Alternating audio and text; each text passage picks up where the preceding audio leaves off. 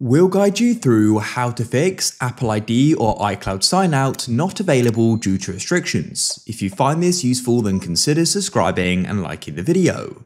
This is super annoying, so let's go and fix it. I'll quickly go and show you the problem. I'll open up my settings and come to the top. I'll go and click on my name to get to the Apple ID settings, and I'll scroll down and you can see it says sign out is not available.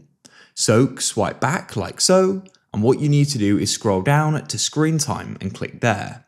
Now scroll to the bottom of screen time, and what you need to do is go and remove the screen time passcode.